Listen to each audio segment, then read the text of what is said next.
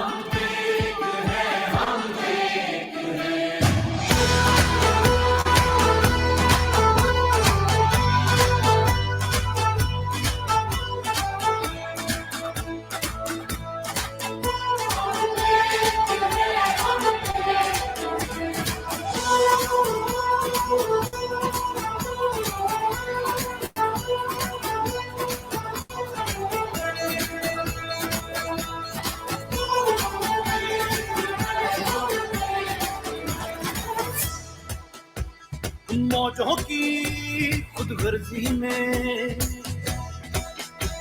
इस मिट्टी की हर मर्जी में, मौजों की खुद गर्जी में, इस मिट्टी की हर मर्जी में है इंतहा बस इश्क की इस धरती की हर अर्जी में।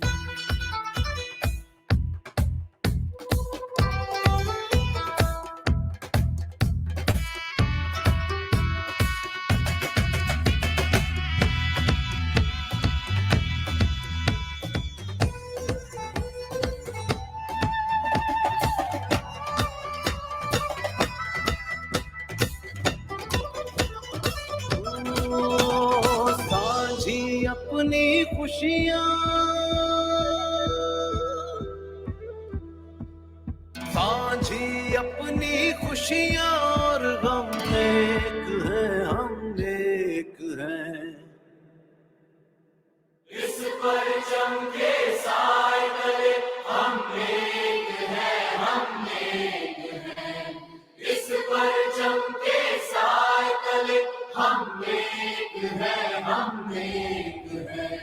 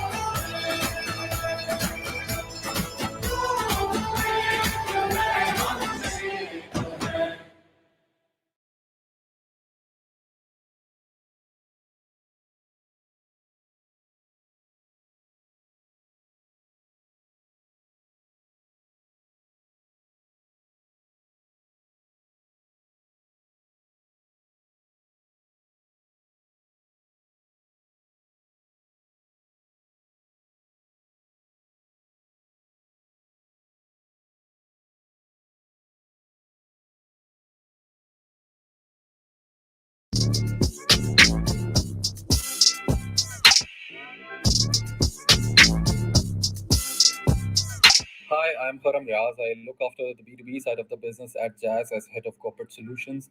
I will be the keynote speaker and one of the panelists with my topic as the key initiatives to accelerate revenue growth. I will be live on Monday, 6th of July from 4 p.m. to 5:30 p.m. on Pakistan's first ever digital sales conference as being organized by C2 Management Consultants. Please subscribe to their YouTube channel, C2 Management Consultants, and click on the link below to set your reminders. Thank you.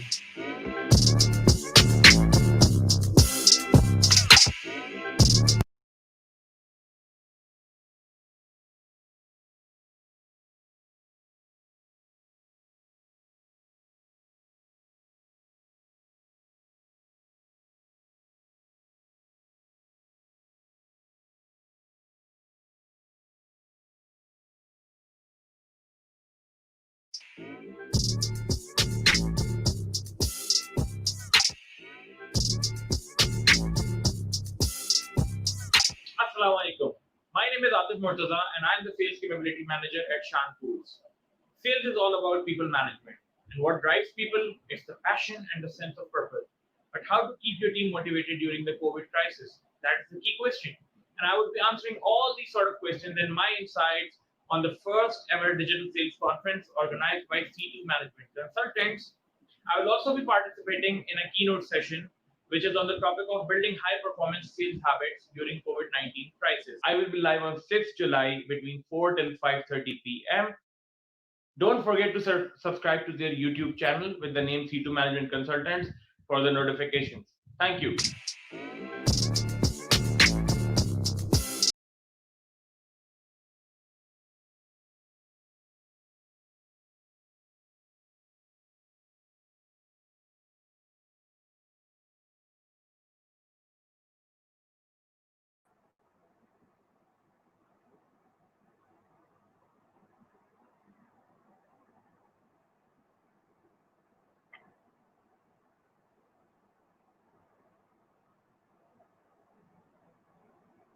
Okay, assalamu alaikum, and a lovely good afternoon to all who are here today with us live from all four corners of the world.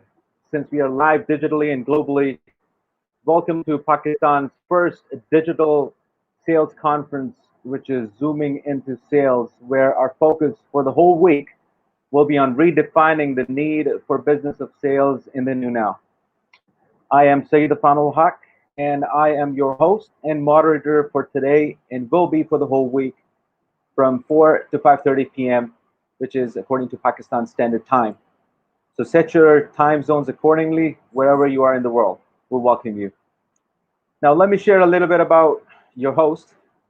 I am a customer-centric performance strategist focused on building relationships by creating value, and would love to work with organizations who would like to accelerate their shift to learn, grow, and transform. At C2MC, our focus is to create profound shifts in the thinking and the behavior of leaders, teams, and entire organizations.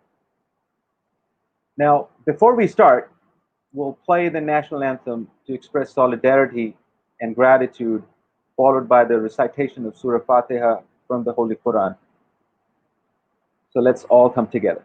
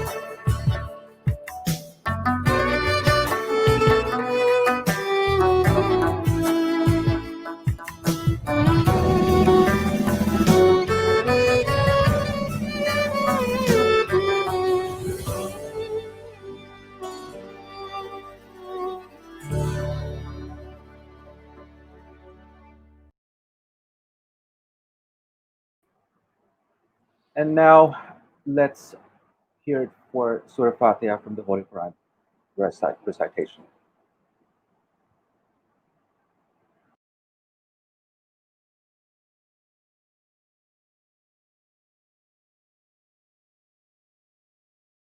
الرحمن الرحيم الحمد لله رب العالمين الرحمن الرحيم مالك يوم الدين إياك نعبد وإياك نستعين اهدنا الصراط المستقيم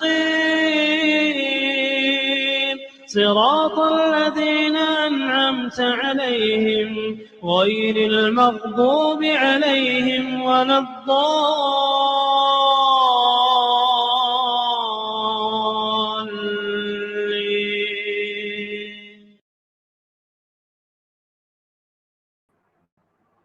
Welcome back.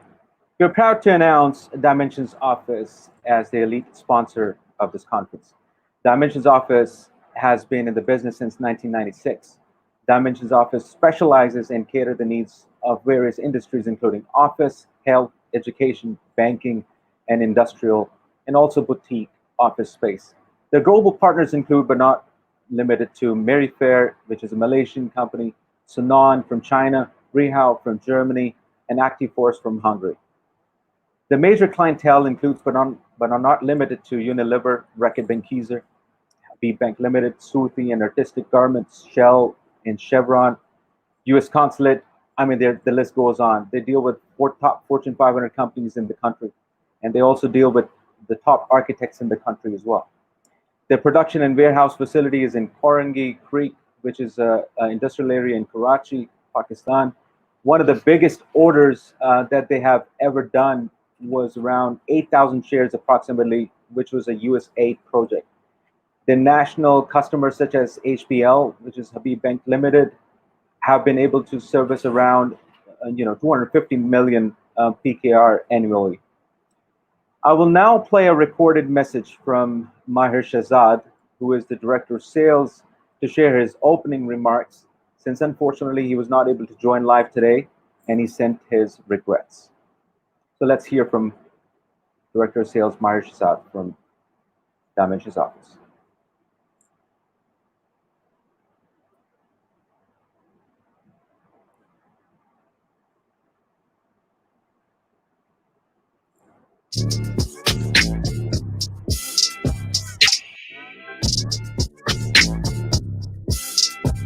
The simple joy of coffee or tea with co-workers in the cafe, sketching out ideas on whiteboards, post-it notes, and digital displays in comfortable meeting spaces.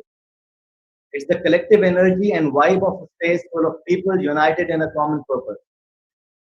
Though we are successfully getting some type of work done remotely and over video, we are struggling with the generative work that creates new ideas and solves complex problems.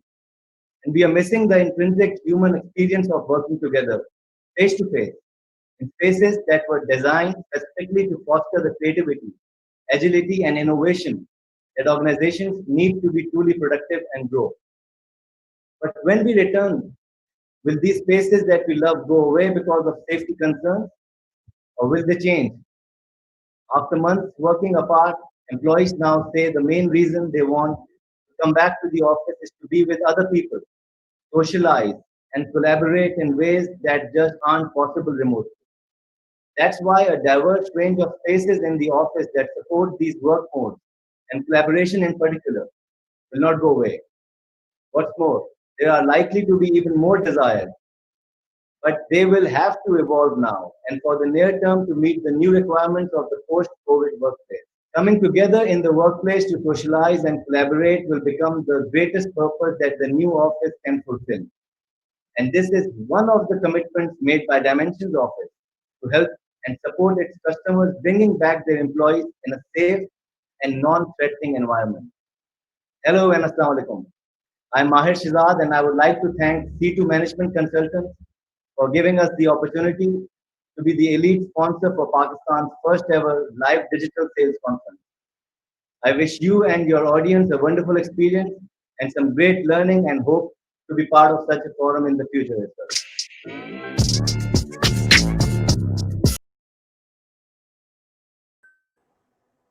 Welcome back. Let me share with you why and the purpose behind the sales conference. Our objective was simple. We wanted to have a conference, raise the level of understanding for various organizational professionals by creating awareness that how survival, sustainability, and growth can be achieved with the best possible practices by redefining the need of sales in the new now. We believe that in responding to post-COVID-19, such discussions are very much needed for the business of sales and its transformation. Let me share the outline and schedule for the day since it will be comprised of three panelists in today's session. It is divided into two parts. First part will be comprised of three keynote sessions with an opportunity for each of the panelists to deliver their own keynote on their chosen topics. They will be speaking for about 10 to 15 minutes. The second part to be followed by a panel discussion and live Q&A.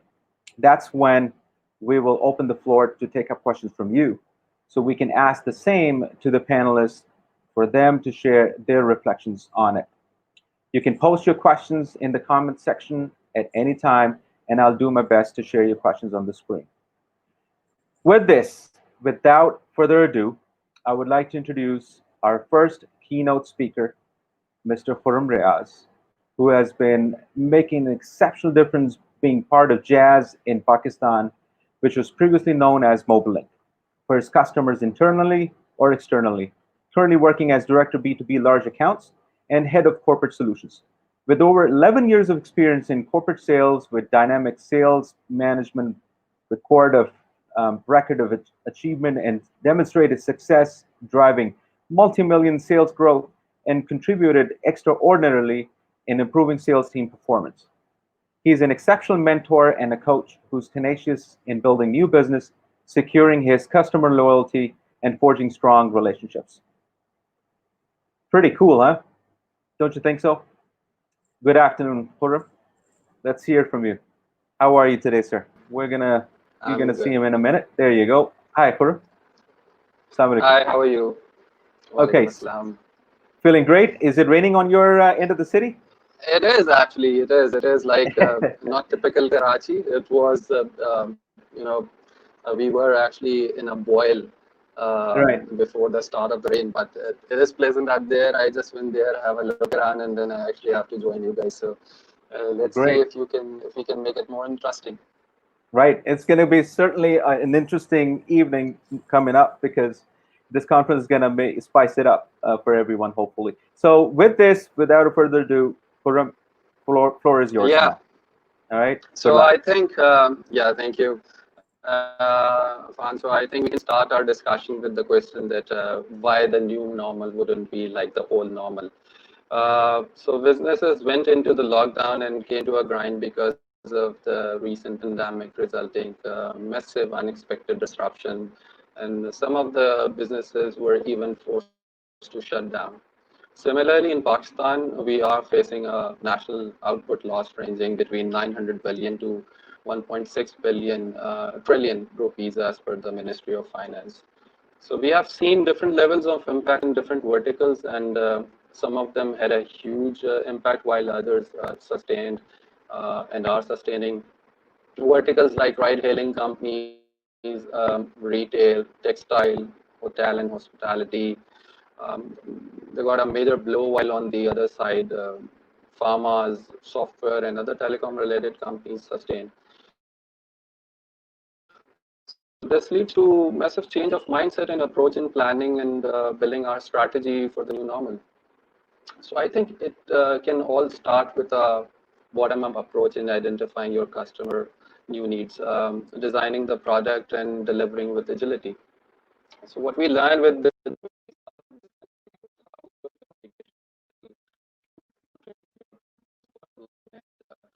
grow your business. When you communicate well with customers, your chances of success in business increase exponentially. It's about understanding the requirements of your customer and do you have the right set of answers to their critical and complex queries. Like how and whom should be contacted in the first place to understand the new work from home phenomena, and obviously the best practices around the world. Second important thing is how flexible you are. A few basic questions include how well you can help your organization to understand and lubricate your internal engine to cater customers' complex requirements. How they explore the team internal, the right partners with a passion to grow, and how internal teams help you leveraging on available platforms and customizing solution according to your customer requirements. So customization is the key. And as I normally say that you just win a Formula One race with a Corolla, even if you're a car. So Fortunately, in our case, we were after our overall ambition to lead the ICT space in Pakistan with an ambition of digital Pakistan. So since last 2 years, we actually capitalized the largest B2B base we have. And the mantra was more of building adjacencies around the core business to get more better customer stickiness, which obviously resulted in growth and more sustainable revenues. And I think this should prevail during the pandemic and after that as well. Third is how agile and flexible you are. So identifying the scope of work, exploiting your assets, leveraging on your partnerships, and finally doing some proof of concept with an open model of customization while designing and testing at the same time. So your partner and your customer are winning together at the same time. That's a beautiful model, and we actually are part of the similar expedition, and that actually takes your relationship with your customer to a next level. Where they start taking you as your IT consultants or more sort of ICT consultants, and not just being a normal sales guy.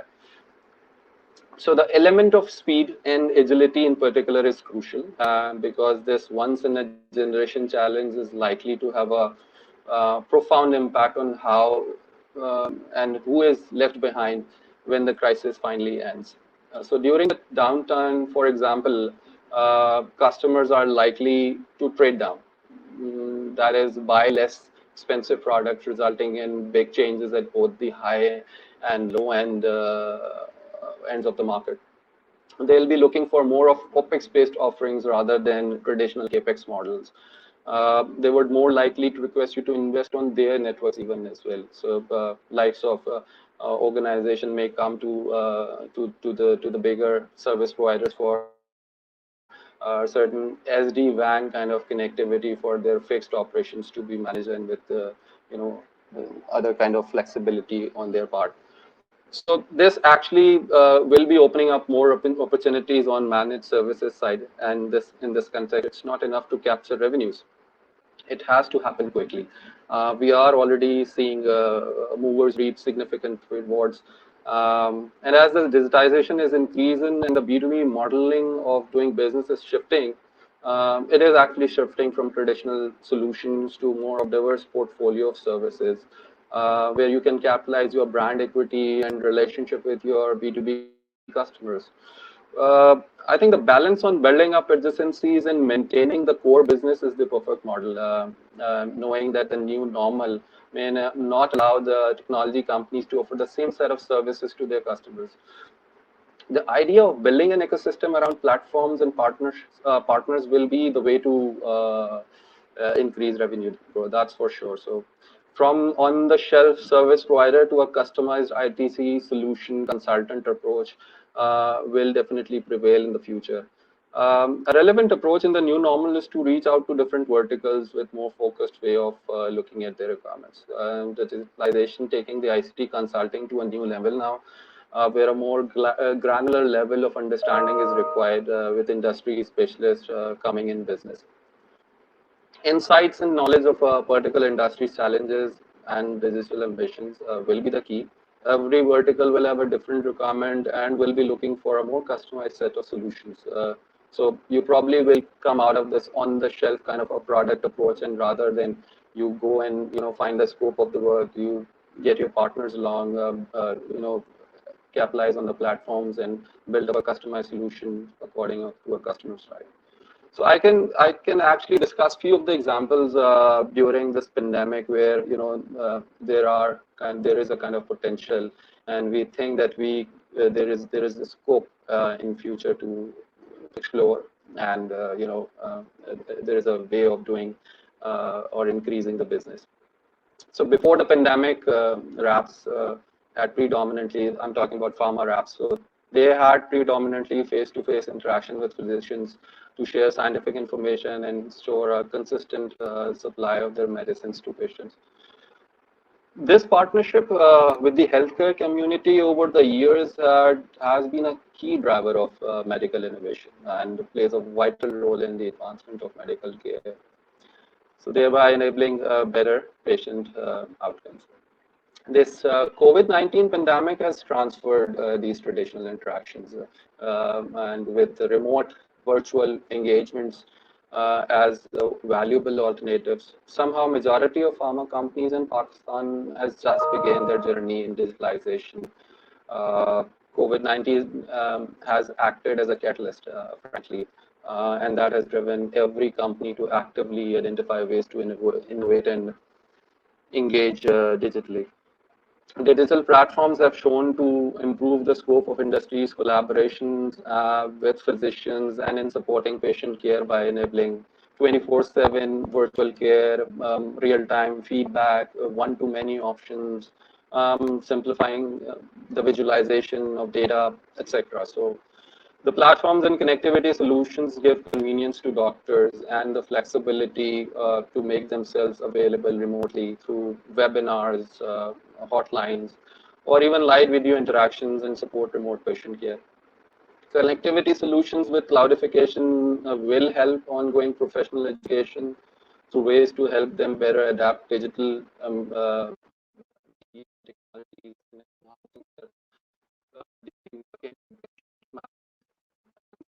Particularly helpful at a time when most countries are in lockdown and access to health is limited. To digitally innovate, we must ask the right questions. What are the needs of doctors and patients? What is the best way to address their unmet needs and make a tangible impact? How can digital solutions obviously help filling these gaps? With an open mind and willingness to experiment, we can apply innovative digital solutions and new technologies in an optimal way to improve patient outcomes. Second, in vertical, I actually want to discuss something which is more sort of a national problem now is ad tech. In mid March, I guess, schools got closed. Students were sent home to figure out how to learn during this pandemic. And we all are responsible leaders, and I think we should participate in resolving this national problem. If we deliver some value to them in this crisis, we hope we become an essential part of this new building ecosystem. The time this pandemic will be over, digital distance learning will turn out to be a massive opportunity to deal with. And Ed Vertical will definitely be considering more of those companies who are now more serious to this cause and helping them understand and resolve. So this includes connectivity service providers, telcos, tech platforms, and box movers for devices. I think it's going to be a very hard few months or even years for ad tech companies to build new relationships, understanding the overall phenomena, signing better deals with their customers. And for that connectivity provider, it surely is a different ballgame. They are already in this business with our connectivity over 4G, Wi-Fi devices or internet, fixed network connectivity. So that's schools getting connected, maybe back office or internet. The recent shift to remote work for instruction has left many administrators wishing they could access their tools from anywhere, and the leads to another area of cloudification to increase. And obviously, the need of private cloud service providers will be encouraged. The pandemic has revealed that many students don't even have internet access, and that also leads to an area where 4G penetration can help. They don't have tech tools available to learn remotely. So schools may be looking to invest in affordable and creative solutions, such as low-cost hardware that turns on cell signals. I think finally that the key to edtech education are three main things: the platform, the connectivity, and the devices. There is a massive requirement as a turnkey solution, and companies can invest to explore, and this can turn out to be a key initiative to accelerate revenue growth as well. Second is e-commerce, and everyone knows about that. I think everyone has been hyping for the longest time that future is online. And yes, the internet has dominated the past decade. But everything was supposed to go online, from grocery shopping to education, while it did not organically it did not happen organically. That is pretty where we are now, except the disaster circumstances in which this change has been forced meant that everyone from providers to consumers of services were caught unawares. But as the demand for online deliveries increase and innovations such as contactless delivery become the new norm, companies are not just ramping up their efforts, but actually changing the way they operate and picking issues in their structures and business model. As far as major player of this industry in Pakistan is concerned, there are notably 2 or 3 of them. I can talk about Draz and Cheetah, 2 companies that deal with different ends of e-commerce industry right now. The first being the country's largest e-commerce retailer, and the later being one of the fastest growing delivery and logistics service providers. That's Cheetah. So both these organizations have seen some serious spike in their sales in past 3 to 4 months, as this increase of orders was going to happen sooner or later as fears but about the coronavirus pandemic grew in the country. And while e-commerce companies were quick to make their deliveries contactless, they jumped on the idea of delivering groceries quickly as well. Even Food Panda, which was going to see a rise in demand in any case, with people stuck at home and unable to eat out, was fast to create and launch Food Panda Mart, a contactless grocery delivery service. And while some players in the e-commerce sector have been trying their best to innovate quickly, even the most agile companies has sort of been caught off guard. And growth strategies and plans that they had hoped would phase in over the years. They are, but then there is a fact that this is also the time of for e-commerce to thrive. It has its greatest opportunities at a time when all work and physical interaction brings with it great risks. In their case, however, there are also great rewards. So already we are in serious business with e-commerce companies, and not only facilitating them with mobile connectivity for their riders, but the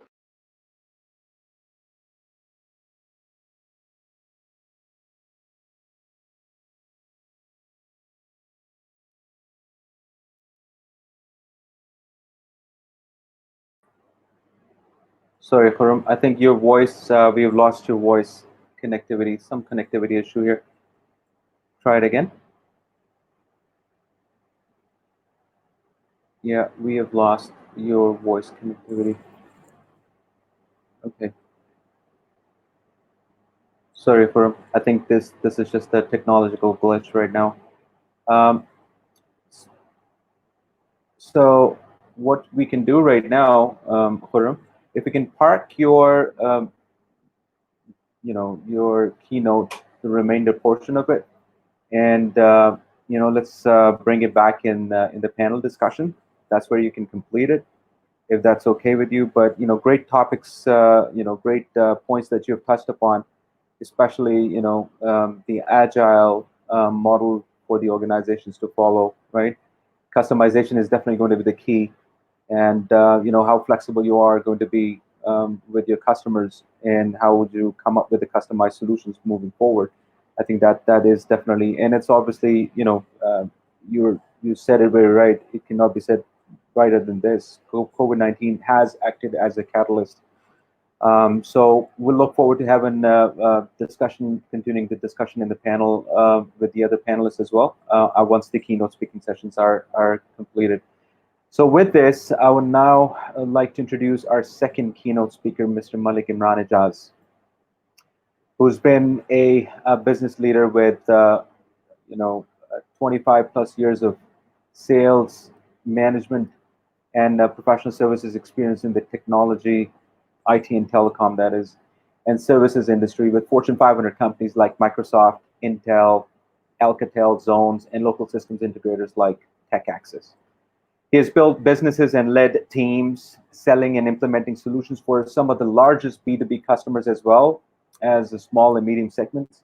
Currently, he is working as Director of Sales in Zones LLC. He also teaches and has taught graduate courses in project management, MIS, and HR at the university level.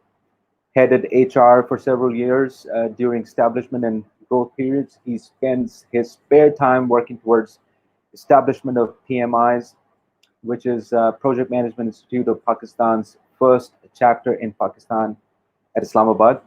He has been acknowledged as a chartered member and was elected as the first chapter general secretary.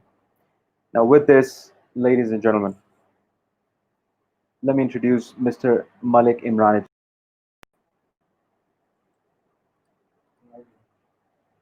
Assalamu alaikum. Imran Sahab, how are you? Can you hear us? Ji, Assalamu alaikum. Can you hear me? Yes, I can hear you. Perfect. Thank How you, about Afan, for yourself? the kind introduction. You're welcome. Anytime. And it was a It's a pleasure. very useful first talk, and I think sets the stage very nicely for what I plan to discuss. Absolutely. And I think I'm going to focus in on two key areas. And one is the change that we find ourselves in. And this is a change that most of us were not prepared for. Yes. And so that it has certain demands from the leaders, and it has certain demands from the sales teams themselves as companies figure out what is going to be their standard operating model. Absolutely. So with this, Imran Sahab, floor is yours, and Okay. all the best with your keynote. And then I'll All right. catch up with you after this keynote speaking sessions are done. All right? Sure. Floor is yours. Thank you. Thank you.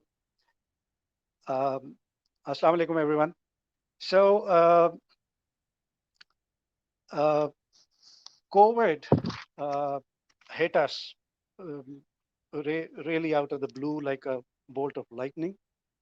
And as a consequence of COVID, what has happened is that the digitalization move, which started about 2 years back, suddenly got upfront, right up in our faces for everyone to figure out what they're going to do with it.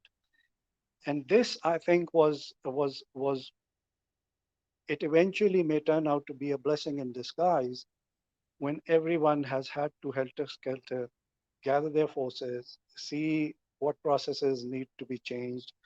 A lot of those changes have been fast-tracked. A lot of those changes have been funded, and they've found management support that have been struggling up until today. So as sales leaders, there are three things that jump up upon us as we find ourselves working with teams who are working from home. We find ourselves working with customers who are not face to face, they are screen to screen or mostly over the telephone. And we also find ourselves dealing with processes that have not been matured, but we have to adapt and we have to move.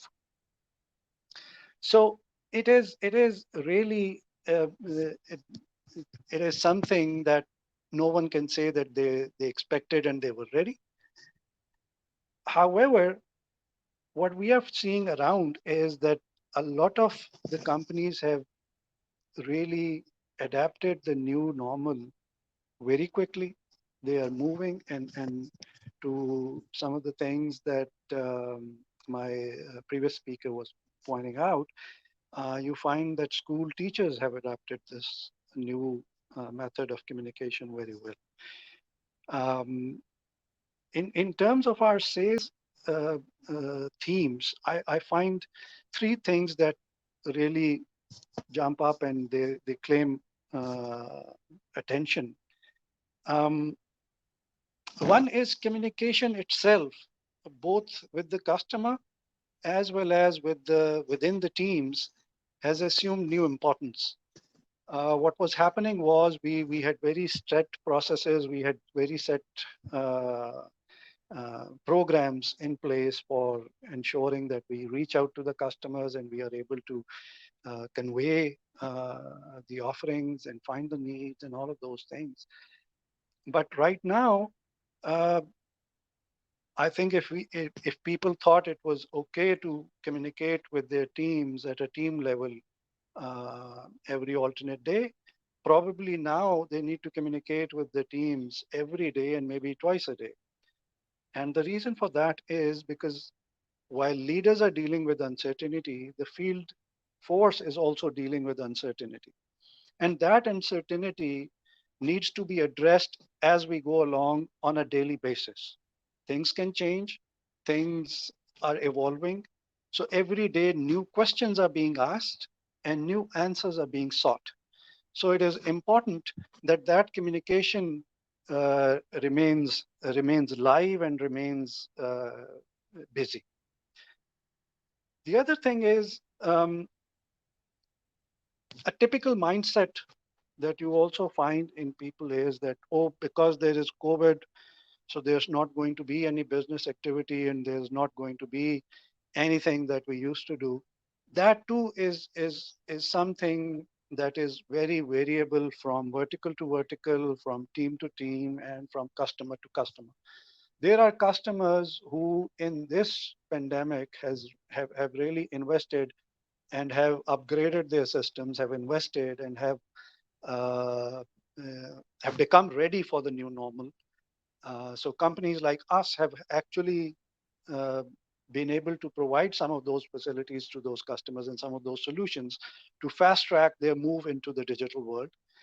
And that to me is an opportunity in this entire pandemic. And there is, the cloud has a silver lining, and we are hopeful that hopefully in the short to medium term, things will start moving back into high speed gear.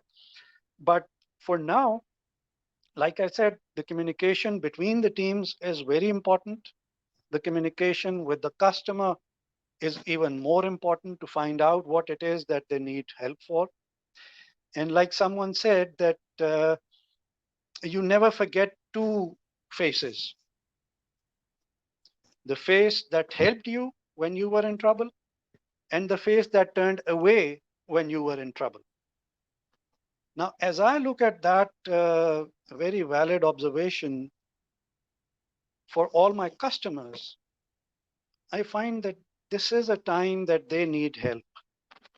As sales teams, we are always focused on our quota, we're focused on our numbers, but this is the time to really listen to the customer and find out what it is that they need, and then go after for that solution, and then find that solution and bring it back to the customer and help them out.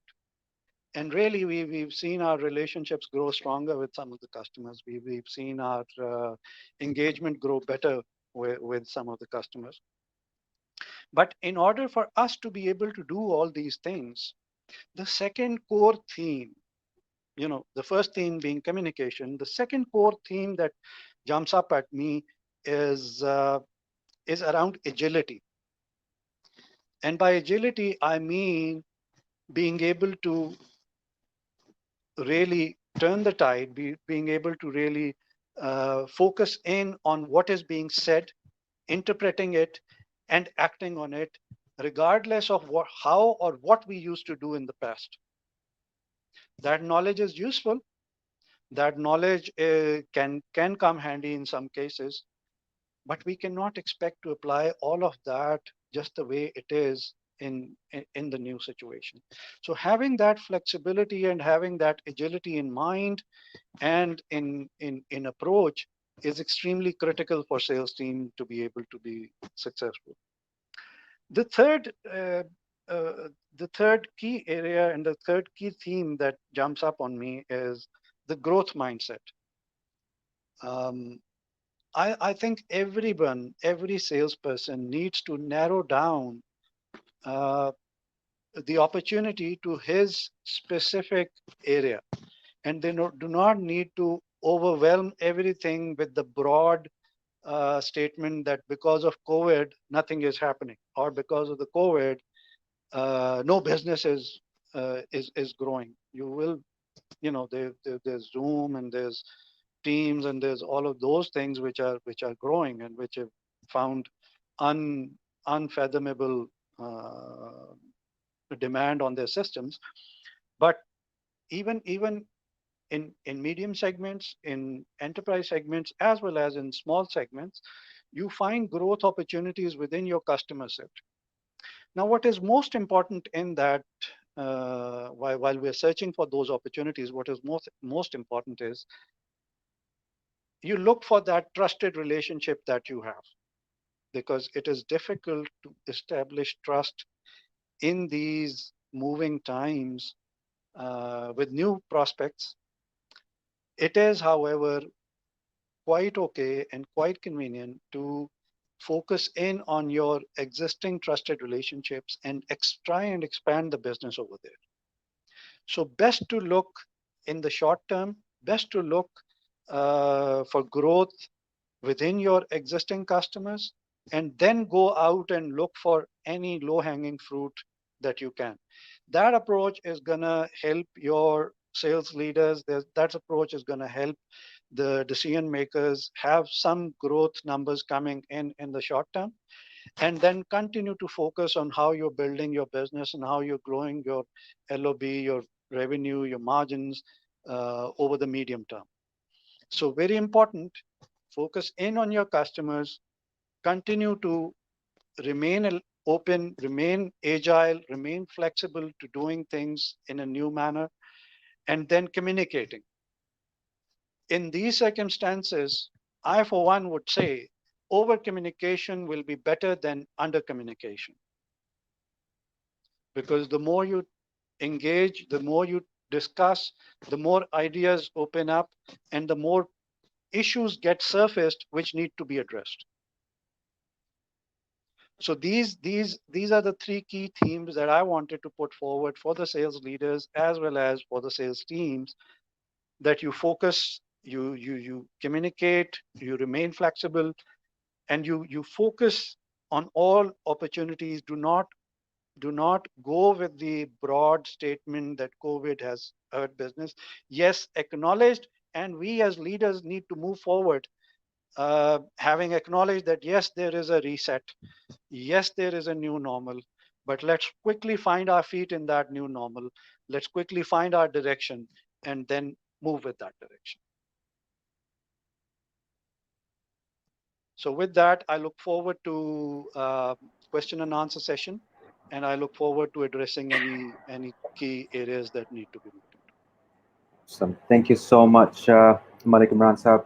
That is a great touch points that he has discussed in his keynote, addressing his keynote topic, which is competing in an uncertain COVID-19 world, where he's talked about agility, growth mindset, focusing into the existing relationships, the most trusted relationships, and then, of course, communication to the challenges with itself, how to build a bond, and perhaps over communication would be better than under communication. So that was Malik Imran Ijaz Saab. So thank you very much. We'll look forward to bringing you back in the panel discussion right after the next last keynote speaking session, which is, let me have the honor of introducing the third keynote speaker of the day, which is Mr. Atif Murtaza, who is currently working with Shan Foods Private Limited as a sales capability manager, having vast experience and expertise in sales of more than 11 years.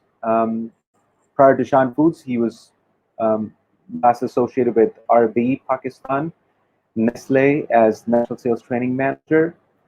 He was also associated with TRG, Act Nielsen, etc. And currently he is also a visiting faculty member at IBA, which is the Institute of Business Administration in Karachi. He is a learning enthusiast who loves experimenting the new ways of learning. He has good oratory skills and he loves to engage audience to learn something new. He has a dream of changing lives around him by enabling people to live their dreams, which is phenomenal to have Atif Murtaza with us. And it's a great pleasure for us to have him on board at this conference. Atif, how are you? Are you experiencing any? I'm good, alhamdulillah. Great. Are you experiencing any power outages in the area due to rain? Yes, there is a power outage. Even my generator has given up. But I have not given up. So I'm sitting in the natural light with some hotspot on. So let's start, Well, inshallah. Thanks a lot for the wonderful introduction. That really means a lot for me. you're welcome. So Atif, with this, floor is yours. Take it away. thanks a lot. So I would like to establish a connection between Ishq and COVID. I have been a big fan of Urdu literature, Urdu poetry, and the most talked about thing is Ishq. Like Ishq hota sabko hai, kisi ko koi bach nahi sakta, and Ishq na puche zaat, and love has no boundaries. Similarly, COVID has no boundaries. COVID doesn't differentiate between the ethnicities or the religions or the nationalities. It is very difficult to avoid. Almost everyone is going to get affected sooner or later. Some will show symptoms, some will not show symptoms, like lovers. However, it is something new that has happened to planet Earth. So some people have even labeled it as World War III or World War IV or 9/11 on a global scale. But I think it's a new normal. It's a new normal. It's a wake up call. It has happened because of multiple reasons, that the human beings were not investing in the right direction. We were more into making weapons and other stuff rather than focusing on technology and science. But however, whatever has happened, inshallah, we will overcome it. They usually say that whatever happens is beyond your control, but how you react to it is under your control. The very famous cockroach theory by Sundar Pichai, in which he said, "Ji, there were two women in a restaurant, और एक cockroach उड़ के आता है और एक डर के चीख मारती है, दूसरी उसको भगा देती है." So the cockroach was same, the reaction was different. So COVID is same for everyone, but the reactions are different. Some people have panicked a lot. Some organizations have given up already. Some were not agile enough. Some didn't take the right stance. However, this is the true representation of the VUCA environment, which is volatility. Every single day, since I am in the FMCG industry, I know how volatile it was. Uh, Certain areas were being locked down, certain restrictions were being imposed, food category, non-food category, essential items, non-essential items. Every single day, we were getting a new notification, and the team had to buckle up and respond to that. Uncertainty. There was a lot of uncertainty. What's going to happen tomorrow? Nobody was sure. पता नहीं खाने पीने की चीजें मिलेंगी नहीं मिलेंगी, incomes रहेंगी नहीं रहेंगी. Similarly, complexity. In a usual circumstance, when in sales you give a certain trade offer or trade marketing support, you get a certain result. But in these circumstances, there was uncertainty. Nobody was sure what's going to happen. Other than that, ambiguity. Nothing was clear. What's going to happen? Where is your air going to land? Nobody knew it. So how did we respond? We at Shan Foods, Alhamdulillah. So the very first thing that we kept in focus was the human element, the human connection, the strongest of all connections. दुनिया में mobile phone से भी पहले जिस चीज से इंसान इंसान से जुड़ा आया है, that is the human connection. So what we did was, the top management, the leadership connected immediately. The connection has to be reestablished as soon as there is a calamity, or there is any disaster, or is anything which is beyond your control. So the chairman, the CEO, the head of sales, all the functional heads, they connected to their teams immediately. There were town halls, there were discussions, and we supported each other. We were there to watch each other's back. We had to give that surety, because if you want to connect to your employees, you have to connect to the four basic elements, which is their mind, their body, their soul, their heart. How do you connect to their mind? You connect to their mind by giving them the vision, like we are one of the best food companies and we are serving a noble cause. So there was the noble cause, the vision was provided. The conscience for your soul, that we have a very good purpose, right? Similarly, for your mind, for your body, we had the discipline. There were certain protocols defined immediately, that you have to follow these protocols for your safety. Similarly, the last thing, for your heart, there was that passion. So all these things were combined. What we did in the COVID circumstances, the very first habit that we inculcated in our team was the safety habit. We developed a daily tracker, a red, yellow, green tracker, in which we were reporting the COVID or COVID suspects, or even if any of our order bookers had the symptoms, if their family members had the symptoms, any of their relatives had the symptoms, we were noting that down The red ones were those who had been diagnosed, confirmed. The yellow ones were those who were doubtful. The green ones were those who were clear. So every single day, we have been reporting it to the head office, to the HR. I've been maintaining a central sheet. So the very first thing is the safety habit. The effective sales habit during COVID-19 is safety habit. Number two is your uh, care habit. Show genuine care from your heart. Businesses can be revived, but relationships cannot be revived. Human beings are the most important asset. That is what we did. We were among the few local companies who gave work from home, even for all the field staff as well, for a couple of days and a couple of weeks as well, because we knew that it is important to keep the team intact. वो एक नारा बड़ा मशहूर हुआ था, डरना नहीं लड़ना है. हम ये कह रहे थे, डरना नहीं, ना लड़ना है, ना डरना है, बच बचा के काम करना है. Because remember, employees are going to make the organization survive. The organization is definitely going to reciprocate. God forbid अगर organization support survive नहीं करती और employees भी survive नहीं कर रहे होंगे in the material aspect. The third one was the cruise missile habit. I literally enjoy watching the videos of cruise missile hitting its target. It's very agile. It adjusts to the environment. It understands the environment. It adjusts according to the wind speed. It adjusts according to any obstacles, and it delivers the target. That was the mindset. What happened during the few earlier days during COVID? There were market closures. Sometimes wholesales were operating, sometimes they were not. Sometimes key accounts were operating, sometimes they were not. Sometimes certain channels were operating, sometimes they were not. So we had to ensure wherever, whenever, however we are able to sell few more packs of our products, we are going to do that. So that was a key habit. I would also add from our previous keynote speakers discussion, uh, the growth mindset. That is what was inculcated. That is the cruise missile habit, that I have to deliver in any case, in all circumstances, and I have to adapt to technology. If I cannot do it physically, there are a lot of team members who experienced technology at this extent for the very first time. Uh, some of them were not very comfortable in the initial days, but obviously the technology thing helped them a lot. Finally, rapid responses. How rapidly our team members were responding to the queries, how rapidly they were responding to the competition. For example, if you get an insight that the competition might not be operating, so bingo, you have to attack the market. So that responsiveness was there as well. I would also like to top up the importance of habit. Why do we need habits? Habits are something which take you into the automatic mode. It takes you in brainless working. If you are habitual of doing something, you won't have to think a lot, ponder a lot. So that is how these few key initiatives helped us a lot. On top of that, we were very lenient and very flexible and very agile in terms of human resource policies. We supported our staff to the best possible extent.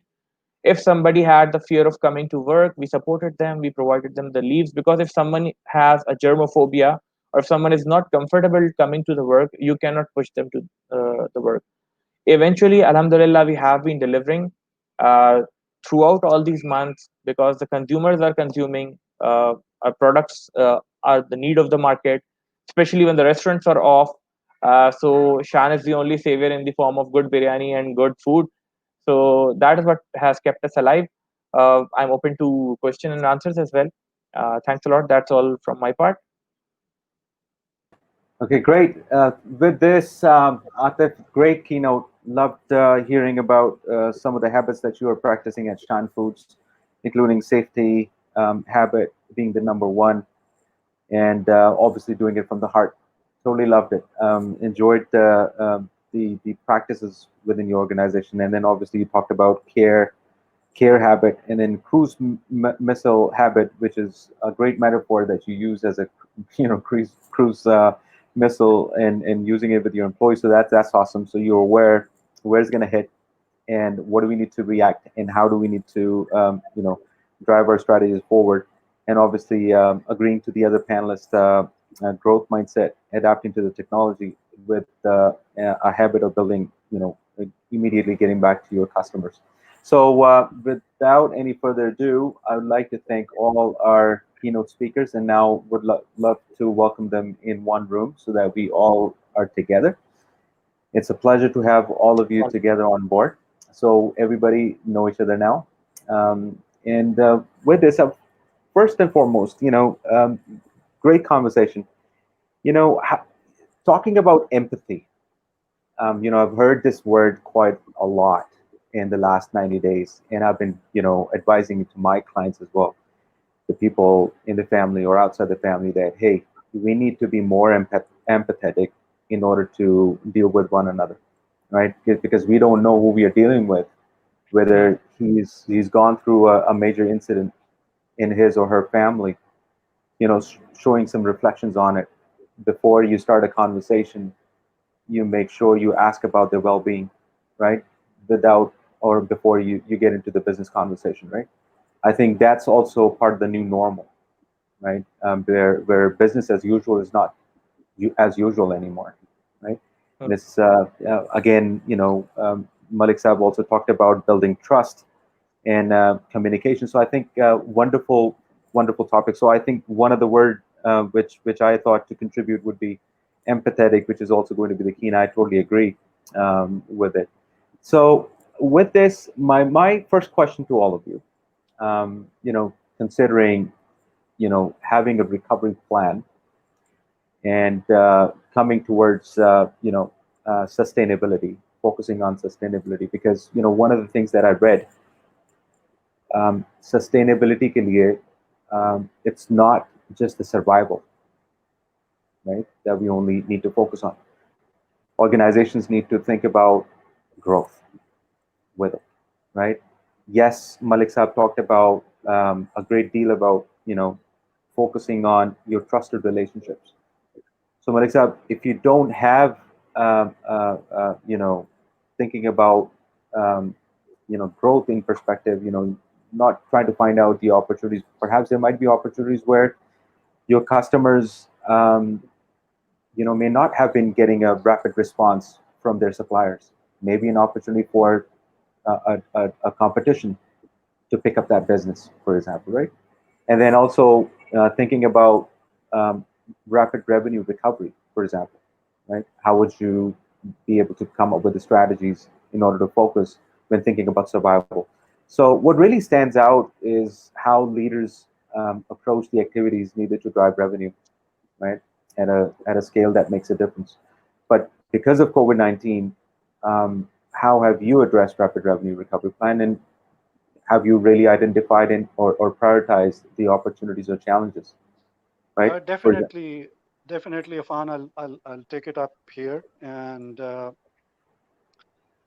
I think one thing is certain, that the situation is also not going to remain like this forever.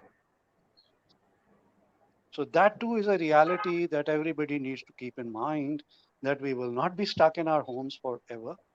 The businesses will not be frozen forever. A lot of them are not even now.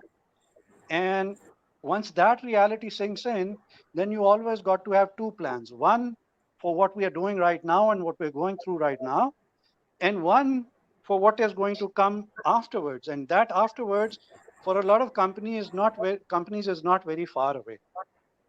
We were already, my folks in telecom and IT sector who have already been professing the need for digitization across the board for all verticals.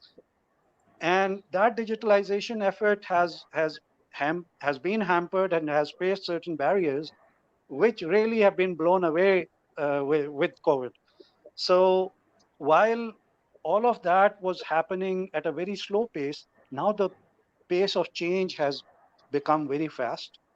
And because it has become very fast, so it's not going to remain the same for very long also. So we got to prepare the next phase, which is finding these same channels of communication, but making them more effective, making them more engaging, and reaching out to customers that we are not reaching out to today. And that is the second set of customers, second set of prospects with various qualifications in various verticals, in various market segments that we got to tap and we got to reach out to. But like I said, very important that, just like in a marathon race, uh, the, the that the previous runner has to hand over the stick to the next runner, who, if he's not already running, they would lose the race. So the second runner who's going to accept the stick from the previous runner, he got to be running before he accepts the stick.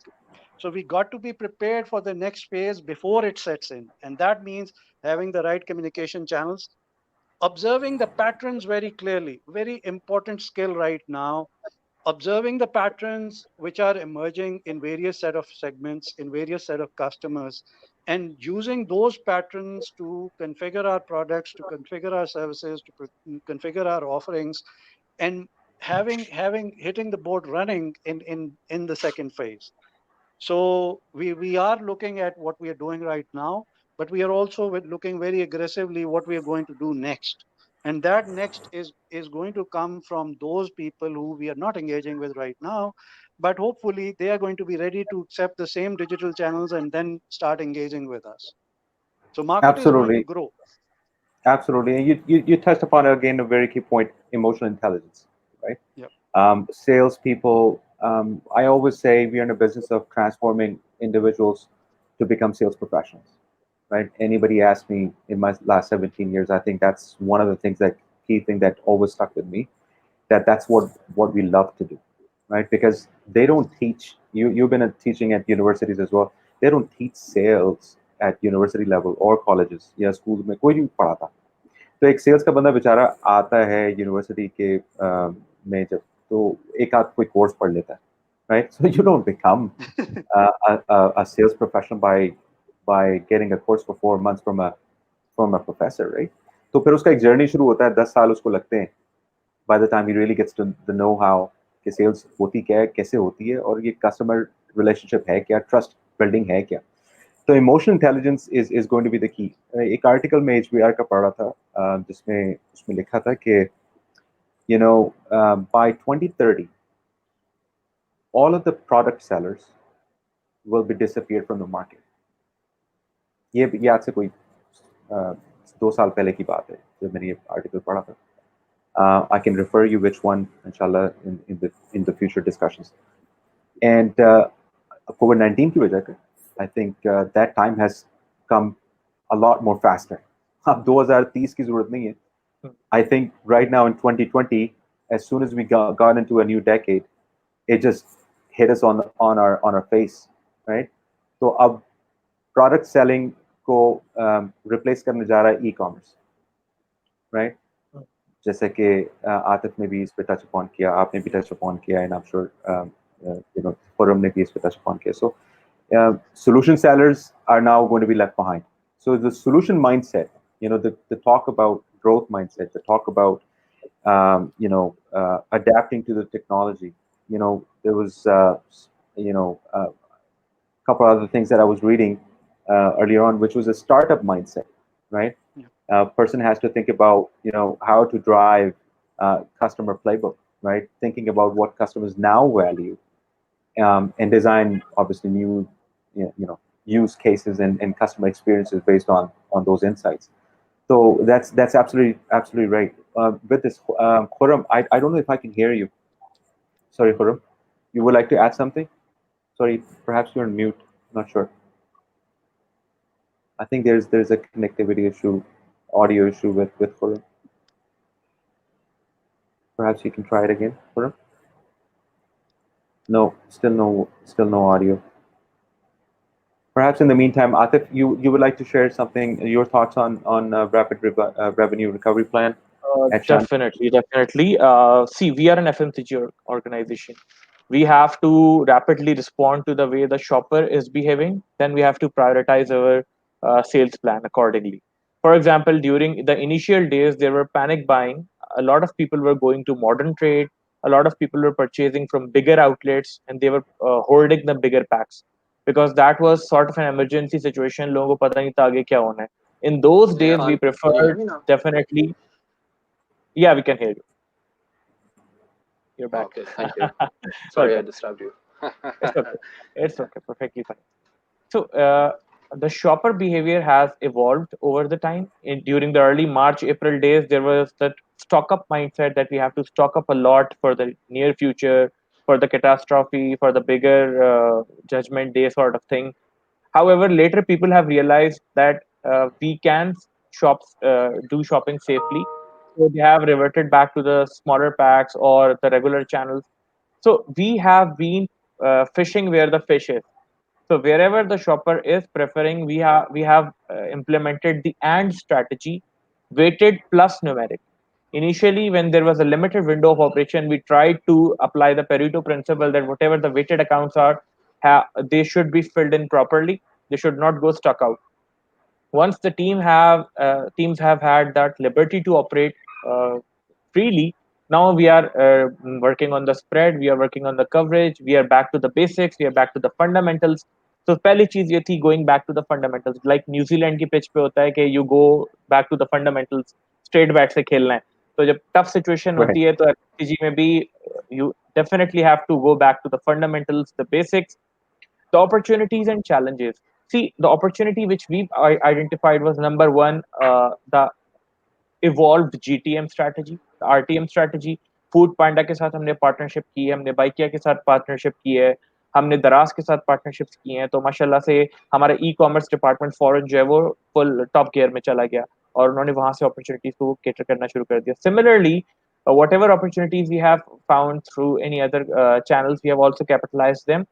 The challenges were initially uh, the information challenge. सबसे बड़ी बात ये थी miss information. लोगों को fear बहुत ज्यादा था, लोगों के पास नॉलेज लेवल नहीं था, किसी को हो भी गया तो वो शुरू में शायद बता नहीं रहा था. तो टीम्स को हमने कॉन्फिडेंस दिया, मिस इन्फॉर्मेशन चैलेंज को हमने केटर किया, प्लस टेस्टिंग के बारे में बहुत सारी मिथ्स थी कि जी सरकारी इदारों को बताऊंगा मुझे उठा के ले जाएंगे, ये होगा वो होगा. अल्हम्दुलिल्लाह वो चीजें बेहतर होना शुरू हुई हैं, लोगों की नॉलेज बेस बेहतर हुई है. We developed daily checklists. We developed Urdu tutorials. We developed Urdu videos to educate our people. Once the education level was improved, alhamdulillah, चीजें बहुत बेहतर हुई. Mashallah. Thank you very much. I Param, think, you were saying something. Irfan, yeah, I hope you can hear me now properly. Yes, perfect. So Welcome back. one thing I actually wanted to.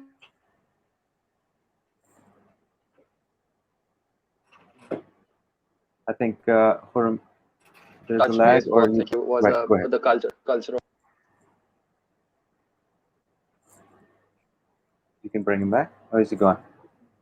Okay, Param, I think a little bit disconnected with you again, and it's probably because due to the power outages and Yes. internet connectivity issue. Okay, so we'll take the next question from the live audience because I'm sure there are few already. So in the meantime, by the time this question is shown on the screen. Okay, so how can brands reposition themselves and shift to digital channels, products, and services, and open up another front in the battle for new and existing customers? Your expert views on this. Perhaps, Atif, if you want to. Too many questions in one question. Brand repositioning. The very first question: why does the brand need to reposition? If it is necessary to do that, then go for that. Otherwise, I'm not in favor of reinventing the wheel. If your brand is doing good, you don't need to reposition it. If your brand was something which was an out of the home consumption sort of brand and you want to reposition that for in home consumption, then you might need to reposition it. Digital channels, yes. The screen time has more than doubled in Pakistan, according to the recent reports by Google APAC and others. So definitely, you should invest more on digital channels, products and services. Why not? Because digital has evolved a lot exponentially. Uh, in the battle for new and existing customers, see, in FMCG, the existing customer definitely needs your on-shelf availability, and even for the new customer, you need to have that on-shelf availability of your product inside the store and at all the digital marketplaces like on Daraz and other places. You need to have your product available readily. For the consumption that is in the FMCG industry, for B2B, definitely you guys can better comment. Yes. Sorry, Khurram, I'll just I think, piggyback. yeah, Yeah. So previous question was on yeah. rapid recovery action plan, and then of course the new question with regards to rebranding. So your thoughts? So I think on the B2B side of the business, what we have learned is that it is probably one of the ambitions which we were trying to, we were following since a couple of years now. That is to come into the ICT space, the space where we say that we will go in a consultancy kind of a manner. We will not go and sell our solutions which are on the shelf. It's more sort of customization according to our customer requirements. And when we say that, it is the CIOs and CTOs of the organizations which normally talks to us, and they have certain complex kind of requirements. So it is more not the rebranding yourself, not to rebrand yourself, but it is more sort of how you position yourself within the industry. So I think we've been trying to do that as well, that being a one-stop shop kind of a concept with an ecosystem around platforms and partnerships. So if you have certain partners, you have that kind of flexibility where you are giving them the exposure of the largest base, B2B base in Pakistan, and they are eager enough. They don't have that kind of financial muscle, but they have the technology and they have those expertise, and then kind of the aggression they carry around. So that can be, bundled together to create a proposition for the customers, especially in this age of digitalization where everyone is looking around for someone to come. They are actually looking for a silver bullet Right. when it comes to devices, when it comes to connectivity, when it comes to platforms, when it comes to other enterprise solutions. So you actually have to come out of that typical traditional selling to more sort of customized and consultancy approach for your customers. That in sense, probably a customer. So this will be a major change which I'm actually expecting in as an industry, that customers will be looking for OPEX based offerings. They will not be looking after certain CAPEX based models, and that is how I think organizations will come into play with a certain value along with their solutions. So Absolutely. this could be a perfect model. Yeah. Thank you, Khurram. Malisab, do you have any thing to add? No, I think it's pretty well covered. I will go to the second question about positioning yourself for the new customers. It is even I'll bring it down to the grassroots level. JJ. Your local grocer, if he has the ability to deliver goods to your place, he is the prime supplier for all your needs now. And that is a trend that I'm seeing when it comes to all of these things happening. Those people who have developed that capacity. So he said that if you want me to pick up your laundry and deliver it to you, I can arrange that. He's got people on bikes who can arrange that delivery. So I see him in a very growth mindset, where he knows that now the game is not about just the product itself and the customer will go get it. The game is now more about who has the ability to get the product to the customer. Right. And that in itself is a growth area for a lot of businesses in terms of distribution, in terms of being able to provide those goods to the customer. And that is evolving as a service. And I think when it comes to shifting to digital channels and products and services, of course, this is what we've been talking about in the last hour, that this is the new reality. The earlier all businesses adapt, the better it is for them. The mindset is extremely important, that you have to accept that these changes are happening and you got to find out your place in these changes. And that in terms of training your manpower, that in And terms of I agree with your point as well, sir. So it's probably, it's the culture within the organization and where leadership plays an important role. And as you know, as they say that culture eats strategy for breakfast. So whatever the strategy you build, if you don't have that kind of a culture around which eliminates fear, where people are more innovative when they speak, there's less of insecurity out there, then that makes an organization to even get out of these kind of pandemics easily. And that we have seen as Jazz, that the kind of culture within Jazz is around, and the leadership played a marvelous kind of a role out there. That how they create the awareness, not about only about the pandemic, but how to cope up with this kind of situation. It's not a number game. It's more sort of how you get out of this situation, looking after opportunities as well, and how we can innovate and how we can look around and see that what technology we can adopt or what areas we can look into to reap significant rewards. Very interesting. You just touched upon training, Malik sir, and then Khurram was talking about in general, having the people to behave in a certain way, which adds up to the culture, right? The culture that prevails in the organization. तो मेरा एक बड़ा interesting सवाल मुझे ऐसे जहन में आ रहा था कि सेल्स अगर किसी की हैबिट बदलनी है या किसी की हैबिट डालनी है, तो the biggest challenge is with sales people.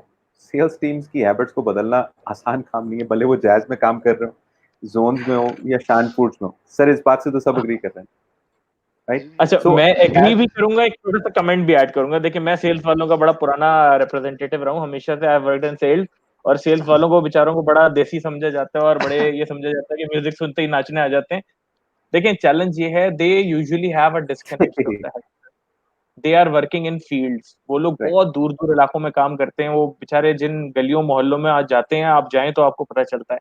तो थोड़ा सा उनका ना वो हेड ऑफिस लेवल की कम्युनिकेशन उन तक किसी भी ऑर्गेनाइजेशन में नहीं पहुंच पाती. Reason being they are working in the field. वो बेचारा शाम में लैपटॉप खोलता है, ईमेल देखता है, उसके बाद वापस. हम जैसे लोग, आप जैसे लोग दिन में कई दफा टाउन हॉल्स और चीजों में ज्यादा शरीक हो रहे होते हैं.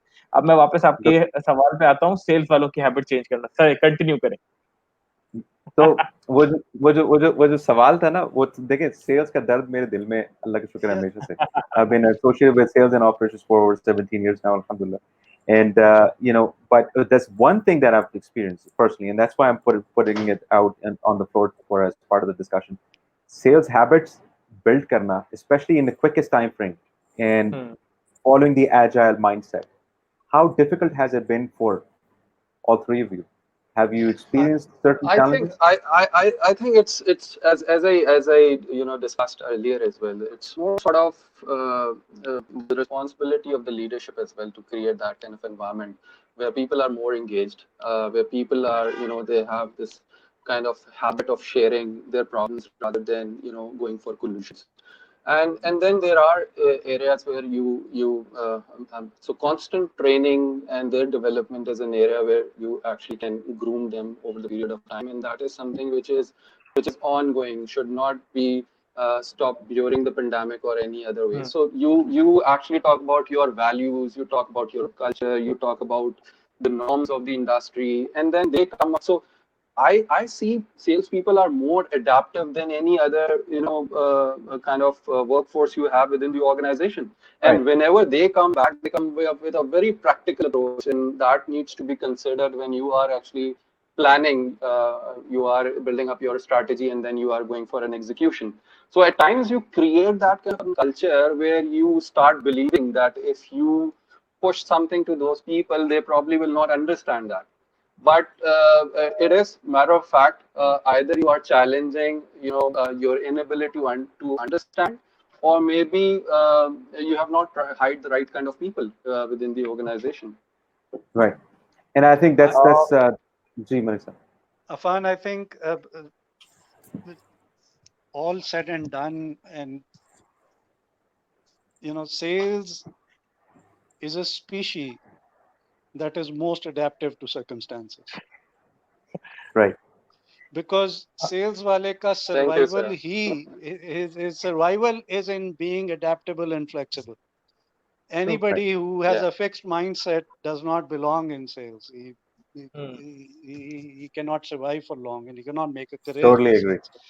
So Totally. because even if you are into canned sales approaches, every customer by itself is a new customer which has his own mindset, he has his own priorities, he's going through his own circumstances, and you got to adapt your canned pitch to even, from one customer to another. Even when you have the same pitch for every customer, you change the tone, and then you again do the same thing. So very important that I think, and in my portfolio, I also look after sales enablement, and I've been teaching at the university level also, and I've managed sales teams.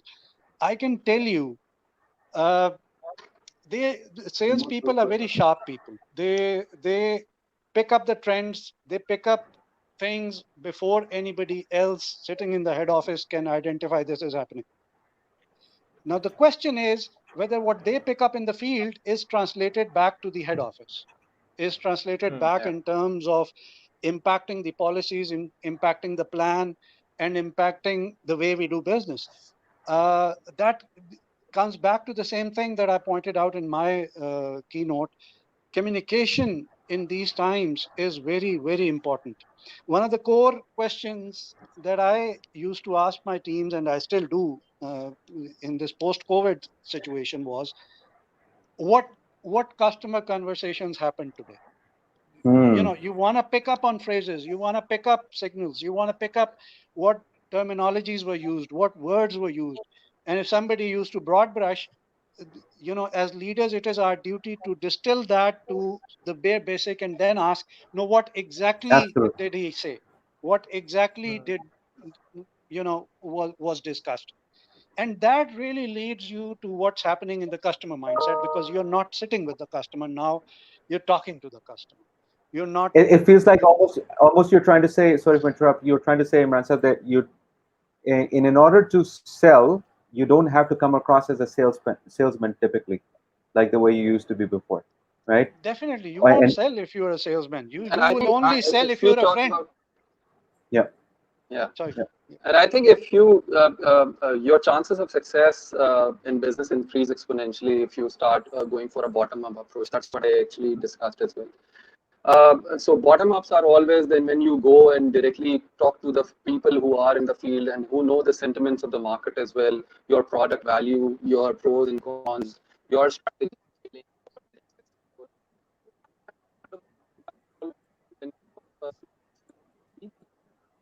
Believe that, and if you still think that this is not to be believed, then probably you will miss the overall growth train. And I think it's more sort of the phenomena which was old now, which is old now. This because it is more sort of startup mindset when we talk about. It is more sort of every person who wants to be either an entrepreneur or maybe if he's actually starting up a business and the workforce around them. You see, in startups, everyone is a salesman. Every Hmm. other person, either that is a technology guy or a finance guy, whoever is responsible for an area, he is actually doing sales. He is actually trying to contribute in the success of the organization, going in front and getting the customer vibes, getting the feedback from and building into a kind of a meaningful information for the organization to plan out their strategy. Right. That's something which is already changing, which is a change now, and I think will be with the over the period of time that helps more in businesses to grow. Irfan, Zabardast. So, Afan, I would I'll like make to a add. comment, a very important aspect to this thing. Sure. We all in sales talk about building trusted relationships with customers. I think it is equally important to build those trusted relationships within the teams themselves. Hmm. Yeah. Absolutely great point. Mhm. And the Agreed. management needs to trust what the feedback it is getting from salespeople. Definitely, definitely. I would Yes. like to add one just small bit in all of this Please, conversation. please. आपने बात की training और behavioural change की. देखें, training effectiveness जब gauge की जाती है, 4 लेवल्स होते हैं. लेवल 1 होता है the overall training feedback, that how was the delivery. Number 2 होता है the retention, the level 2 feedback. Level 3 is the behavioural change. Level Right. 3 तक ले जाने के लिए you need coaching, mentoring and hammering It's a every long-term now and process. then. Yes, it's a long-term process. The line manager has to walk the talk. For example, even if we are having a meeting on Zoom, if someone is not wearing a mask, I would stop the meeting there and I'll advise them to wear a mask and then come onto the screen. In that way, they will be aware that wearing a mask at all times is very important for us. Like in Nestle, we used to have that BBC reporting protocol in which behavioral based compliance, if someone is not wearing a seat belt, the line manager or any colleague would definitely lodge an email that you were not wearing a seat belt, please take care. 2012 से आज तक मैं आज काली पीली taxi में भी बैठ जाऊं तो मैं सीट बेल्ट ढूंढ रहा होता हूं because of that habit. So that constant coaching and hammering is very important. Absolutely. No, that's wonderful. So just keeping in the time in check, it's 7 minutes to 5:30. I'd like to take a quick another question, and I think this will add to the conversation here. So one of the question is from it's actually now on the screen. How do you test your remote workforce personal commitment to contribute on the days of higher demand? Who would like to take? See, I came across an interesting terminology, which was ROWE, ROW, results only work environment. See, if the numbers are speaking for themselves, I would not put a check and balance के जी आज आप पतलून पहन के market गए थे, आज आप सलवार कमीज में गए थे. If someone is able to bring the good numbers in the compliant manner within the prescribed guidelines, देखिए how part ठीक होना चाहिए. सिर्फ what पे focus कर लिया, so I'm not a leader. The how part should be intact according to the organizational guideline, according to the organizational culture.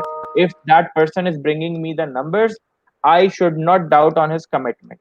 The higher demand definitely is being reflected across Pakistan in certain categories. For example, like hygiene and personal care, they are experiencing extraordinary demand. Surgical gloves and masks, they are experiencing extraordinary demand. Certain medicines, anti-allergies, they are experiencing an extraordinary demand. So if your Essential. salesperson, yes, Yeah. definitely. If your salesperson is bringing according to the average or above average, then you should not doubt the commitment. If he or she is performing below average, then you might ask few questions. But मेरा एक मानना है जी, नियत हमेशा आपकी साफ होनी चाहिए. मैंने बसेस के पीछे विजडम लिखा हुआ हमेशा देखा था, नियत साफ मंजिल आसान. टीम पे ट्रस्ट करें. मैं मलिक साहब की बात पे एग्री करूंगा. टीम पे ट्रस्ट करें. वो कहीं दूर दराज बैठा हुआ मियाँ चुन्नू में, मियाँ वाली में, सखर में, भक्कर में, वो बेचारा मेहनत कर रहा है. So trust on that person. वो आपके लिए नंबर इंशाल्लाह ला रहा हो. Don't you worry.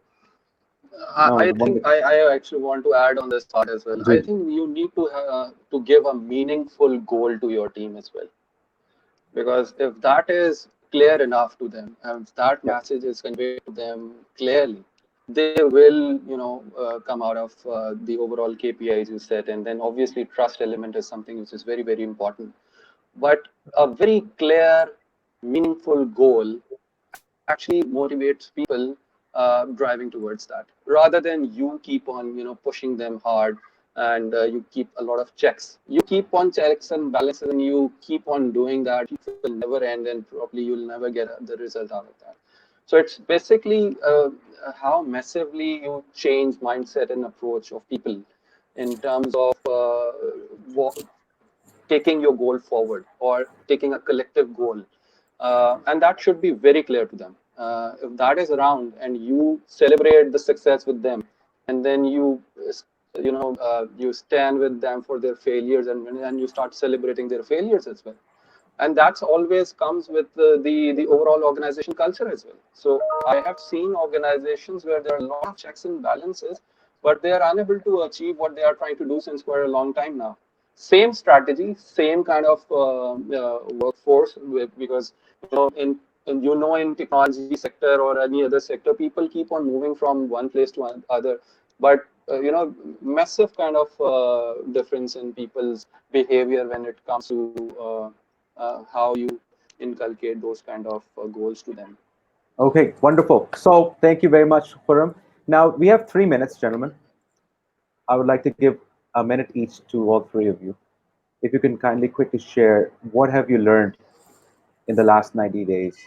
What experiences, based on everything that you've faced, what is one key message that you would like to share with the audience? Malik Sahab, I'll start with you. I think the key learning is the same. you have to be positive, you have to be proactive. You know this is not going to last the way it is right now.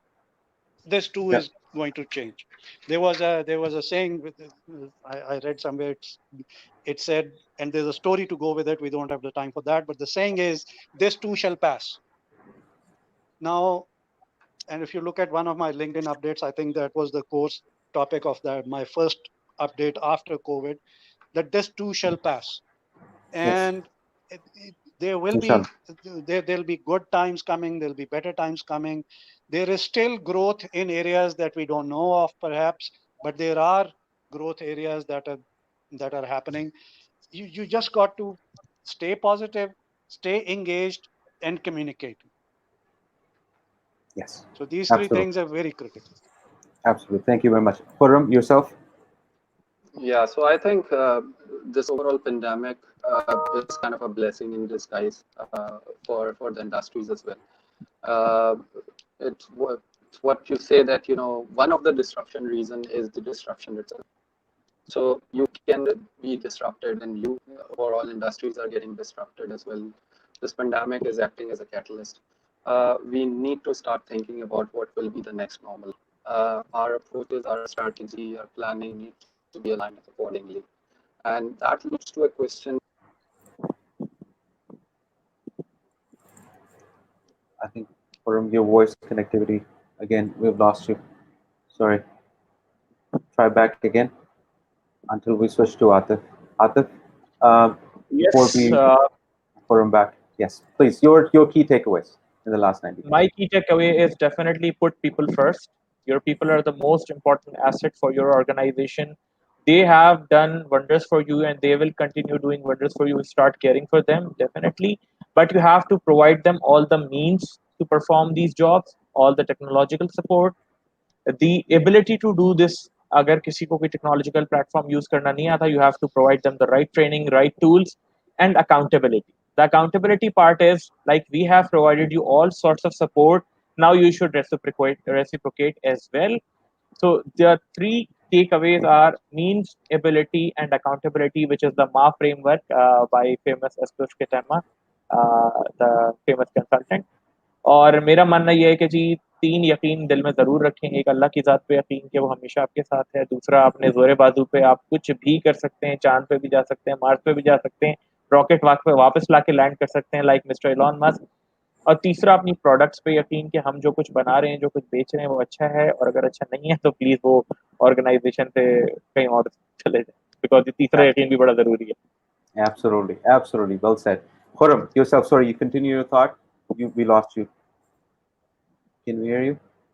No, I think we still cannot hear your Afan, I'll audio. fill in for Khurram for a Jiji, little while Jiji. if he can connect. Just a quick Yes. remark. Remember this thing that the sales teams are also a reflection of our society and they're a reflection of the humanity at large. So you have all sorts of people. You have proactive people, you have not so proactive people. You have people with positive mindset and you have people with not so positive a mindset. So it all moves along that bell curve and you got to see the leaders will drive themselves, the laggards will need help, and those in between will follow the trend. So this is very true of sales teams also. So when you get the right culture Very nice. in, that the people in the middle, they will shift to the leaders mindset very soon if the culture and if the environment is there. And I've seen that shift happening so many times with so many teams. You bring in the right leaders, they will drive things and they will start focusing people's abilities and habits and everything else. And over time, you will see that an average team will start performing like an above average team. Absolutely. Khurram, are you back? Can we hear you?